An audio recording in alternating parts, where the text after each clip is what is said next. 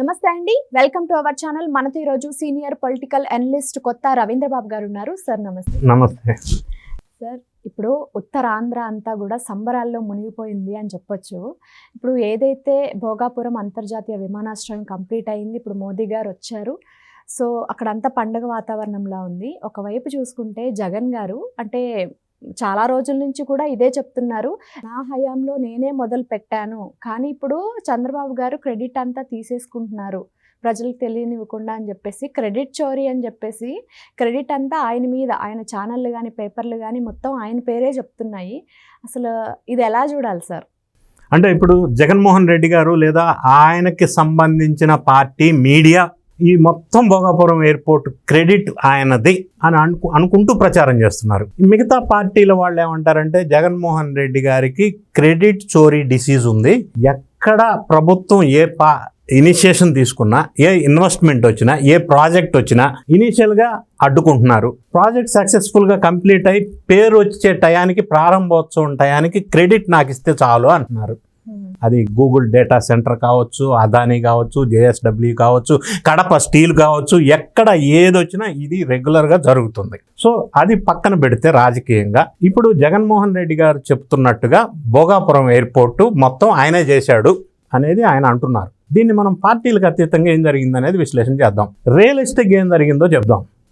ఇప్పుడు జగన్మోహన్ రెడ్డి గారు క్లెయిమ్ చేసుకుంటున్న విధంగా 2019-2024 మధ్యలో ఆయన వల్ల భోగాపురం ఎయిర్పోర్ట్ వచ్చింది అని అనుకుంటే, మరి ఇప్పుడు సోషల్ మీడియాలో కొన్ని వీడియోస్, విజువల్స్ చక్కర్లు కొడతా ఉన్నాయి. అంటే 2019కి ముందు, 2019 కంటే ముందున్నటువంటి చంద్రబాబు నాయుడు గారు ఆయన ప్రభుత్వంలో ఉంటే జగన్మోహన్ రెడ్డి గారు అపోజిషన్ లీడర్గా ఉన్నారు. ఆ సందర్భంలో ఆయన మాట్లాడిన మాటలు భోగాపురం ఎయిర్పోర్ట్ గురించే ఏమన్నారో మనం ఒకసారి వినిపించే ప్రయత్నం చేస్తాం. అప్పుడు ఎవరి క్రెడిట్ అనేది మనకు అర్థమవుతుంది. ఎర్ర బొసే రాని దగ్గరికి ఎయిర్ బోసా, వైజాగ్ ఎయిర్పోర్ట్ ఇప్పటికీ ఖాళీగానే ఉంది. నేను మధ్యాహ్నం వెళ్ళే అబ్బా ఏగలు తోలుకుంటున్నారు, ఎవ్వరు లేరు అక్కడ. అక్కడే ఎవ్వరూ లేకపోతే ఇక్కడ భోగాపురంలో ఇంత దగ్గరలో మళ్ళీ ఎయిర్పోర్ట్ అవసరమా? ఏమయ్యా చంద్రబాబు నాయుడు 15,000 ఎకరాల్లో ఎయిర్పోర్ట్ పెడతానంటావా? ఇంత మానవత్వం లేదా నీకు? ఇక్కడ అవసరమే లేదు ఎయిర్పోర్టు అని అన్నాడు. ఇంకొక సందర్భంలో ఆ ఎయిర్పోర్టు భూములు ఇచ్చిన రైతులను అందరినీ సమావేశపరిచి, ఇక్కడ అసలు మీరు రైతులు భూములు ఇవ్వద్దు, ఎయిర్పోర్ట్ మనకి వద్దు, రాబోయేది మన ప్రభుత్వమే, ఈ భూముల్ని మళ్ళీ మీకు వెనక్కి ఇచ్చే పని నేను చేస్తాను, మళ్ళీ వస్తాను, మీకోసం కావాలంటే న్యాయ పోరాటం చేస్తాను, కోర్టుల్లో కేసులు వేద్దాం అని ఆయన అన్నాడు. మరి ఆయన ఎయిర్పోర్ట్ తెస్తే 2019-24 మధ్యలో, మరి అంతకంటే ముందు ఈయన ఇలా ఎందుకు మాట్లాడాడు? ఈ రెండు విరుద్ధమైన అంశాలు కదా. అంటే 2014-19 మధ్యలో చంద్రబాబు నాయుడు గారు ప్రతిపాదించినప్పుడు జగన్ రెడ్డి గారు మాట్లాడిన రియలిస్టిక్ వీడియోస్ ఇవి. ఇప్పుడు నేను చెప్పిన కొన్ని మాటలు అంటే అది చంద్రబాబు నాయుడు గారి హయాంలో 2014-19 మధ్యలో రూపుదిద్దుకుంది. ఇది ఒక ఫ్యాక్ట్. రెండో అంశం, 2014లో హుదూద్ తుఫాన్ వచ్చినప్పుడు వైజాగ్ పరిసర ప్రాంతాల్లో చంద్రబాబు నాయుడు గారు అక్కడికి వెళ్ళిన తర్వాత అక్కడ ఒక ఎయిర్పోర్ట్ అవసరం ఉంది అని ఒక ఆలోచన వచ్చింది. తర్వాత 2015లో బెంగళూరులో ఒక ఏవియేషన్ ఎక్స్పో జరుగుతున్న సందర్భంలో అక్కడ ఆయన ఫస్ట్ టైం అనౌన్స్ చేశారు భోగాపురంలో ఎయిర్పోర్ట్ ప్రతిపాదన అని. ఆ తర్వాత 2015లో అది ఆంధ్రప్రదేశ్ ఈ క్యాబినెట్ అప్రూవల్ చేసింది, ఆమోదం చేశారు. తర్వాత GO number 63, GO number 74, GO number 14 release చేసి ల్యాండ్ అక్విజిషన్ స్టార్ట్ చేశారు. తర్వాత సెంట్రల్ గవర్నమెంట్ నుంచి ఎన్విరాన్మెంటల్ క్లియరెన్సెస్ లాంటివి తీసుకొచ్చారు. సబ్సిక్వెంట్లీ జిఎంఆర్ వాళ్ళతోటి L1 బిడ్ వచ్చింది కాబట్టి కన్సెషనల్ అగ్రిమెంట్ చేసుకున్నారు PPP మోడల్లో. అంటే design, built, finance, operate, transfer, DBFOT. Transfer అంటే after completion of 40 years of maintenance. అది అప్పట్లో వాళ్ళు జిఎంఆర్కి ఇచ్చినటువంటి కన్సెషనల్ అగ్రిమెంట్ 2014-19 మధ్యలో. అప్పట్లో చంద్రబాబు నాయుడు గారు 15,000 ఎకరాలని చెప్పి మొదట్లో భావించారు. ఇక్కడ జగన్ రెడ్డి గారు ఎప్పుడైతే అడ్డుపడుతూ ఉన్నారో ముందుకు జరగనివ్వకుండా ఫైనల్గా 2,700 acres అని అనుకున్నారు. తర్వాత అదేవిధంగా ల్యాండ్ ఎక్విజిషన్ 80% 2014-19 మధ్యలో జగన్మోహన్ రెడ్డి గారు ప్రతిపక్ష నాయకుడిగా ఉన్నారు, చంద్రబాబు నాయుడు గారు అధికారంలో ఉన్నారు. 80% ల్యాండ్ ఎక్విజిషన్ అయింది. ప్రాసెస్ అంతా ఎయిర్పోర్ట్కి జరుగుతూ ఉంది. ఆ సందర్భంలో ఈయన అడ్డుకాటానికి ప్రయత్నం చేశాడు. ఆ తర్వాత సబ్సిక్వెంట్గా చంద్రబాబు నాయుడు గారు ఆయన ఉన్న పీరియడ్లోనే 2019లో February 14న ఆయన భూమి పూజ అది చేశారు. ఆ ప్రాసెస్ అంతా అండర్ ప్రాసెస్. సబ్సిక్వెంట్గా 2019లో జగన్మోహన్ రెడ్డి గారు అధికారంలోకి వచ్చిన తర్వాత ఈ agreements, concessional agreement with GMR cancel చేశారు. ఎందుకంటే అక్కడ ఎయిర్పోర్టుకి ఈయన వ్యతిరేకంగా మాట్లాడారు కాబట్టి ఆ స్టాండ్ మీద ఉన్నారు. అధికారంలోకి వచ్చిన అగ్రిమెంట్లన్నీ క్యాన్సిల్ చేశారు. క్యాన్సిల్ చేసిన తర్వాత ఇంకొక సంఘటన జరిగింది. ఎందుకు క్యాన్సిల్ చేశారంటే ఇక్కడ క్విడ్ కో ప్రో అనే ఒకటి విషయం వెలుగులోకి వచ్చింది. కాకినాడ దగ్గర ఒక పోర్ట్ ఉంది, అది బిలాంగ్స్ టు జిఎంఆర్. ఆ పోర్టు గుంజుకోవాలని చెప్పి, తీసుకోవాలని చెప్పి అక్రమంగా, అన్యాయంగా, నయానో భయానో జిఎంఆర్ వాళ్ళ దగ్గర నుంచి జగన్మోహన్ రెడ్డి గారి వ్యూహం. అందు గురించి ఇక్కడ భోగాపురం ఎయిర్పోర్ట్ అగ్రిమెంట్ క్యాన్సిల్ చేశారు జిఎంఆర్కి. తర్వాత ఏం జరిగింది, అక్కడ కాకినాడ దగ్గర ఉన్న పోర్టు జగన్మోహన్ రెడ్డి గారి ప్రెషర్ వల్ల జిఎంఆర్ వాళ్ళు అరబిందో ఫార్మాకి సంబంధించిన వ్యక్తులకి అది అమ్మారు, ట్రాన్స్ఫర్ చేశారు, గుంజుకున్నారు. లేకపోతే అంటే జగన్మోహన్ రెడ్డి గారి వ్యూహం ఫలించింది. ఆయన అనుకున్నది సాధించాడు. అక్కడ అది వచ్చేసింది ఈయనకి సంబంధించిన మనుషులకి. అది వచ్చిన తర్వాత మళ్ళీ భోగాపురం ఎయిర్పోర్టు అగ్రిమెంట్ జిఎంఆర్ వాళ్ళతో చేశారు జగన్మోహన్ రెడ్డి గారు 2019 అధికారంలో ఉన్నప్పుడు. అది కూడా చేసింది కూడా PPP model, public private partnership initiative.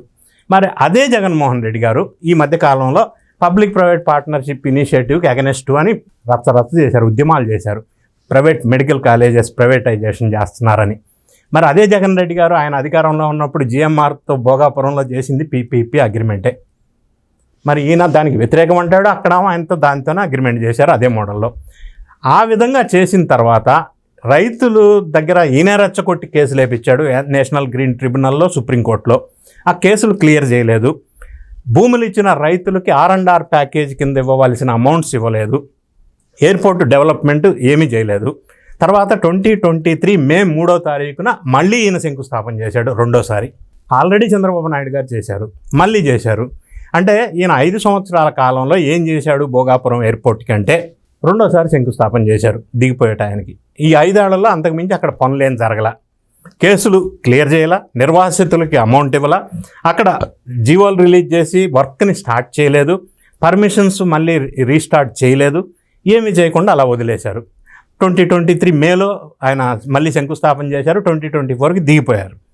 ఇప్పుడు మళ్ళీ కూటమి ప్రభుత్వం వచ్చిన తర్వాత అప్పుడు 2014-19 మధ్యలో కూటమి ప్రభుత్వంలో అశోక్ గజపతి రాజు గారు సెంట్రల్లో ఏవియేషన్ మినిస్టర్ ఉండే, అందువల్ల ఆయన ద్వారా పర్మిషన్స్ అన్నీ వచ్చేసి వీళ్ళు మూవ్ చేశారు.